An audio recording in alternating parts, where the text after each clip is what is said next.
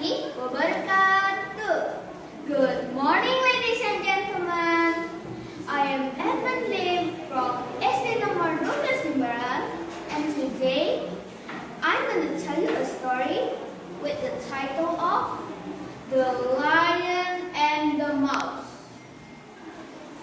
A lion lay asleep in the forest, his great head resting on his paws.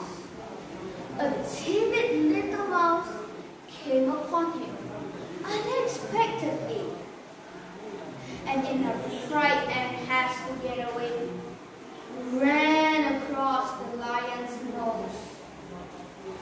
Roused from his nap, the lion laid his huge paw angrily on the tiny creature to kill her. How dare you wake me from my sleep? Now I shall eat you all.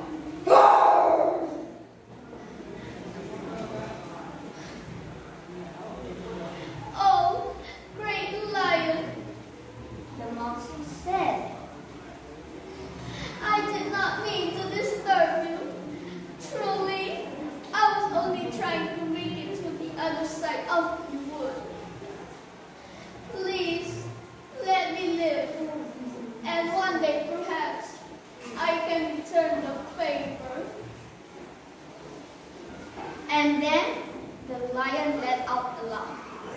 Ha ha ha ha ha ha ha! Ha ha ha ha ha ha ha!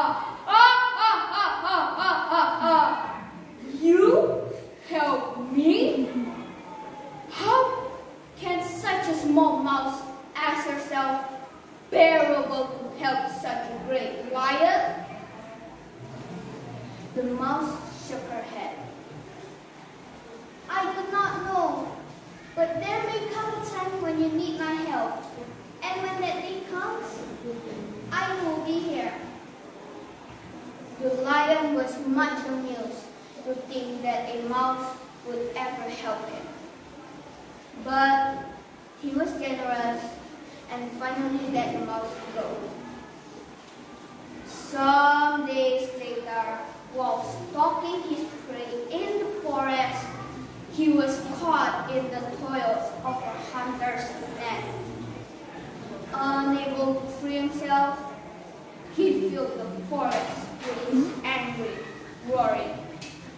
Help! Help! Help! Is there anyone who can help? I'm stuck!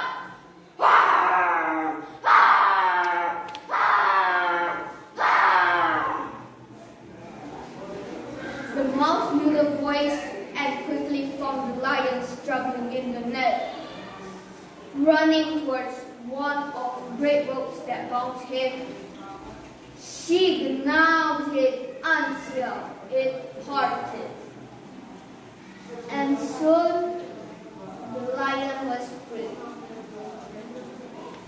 You laughed when I said I would repay you, said the mouse. Now you see that even a mouse can help a lion. A kindness is never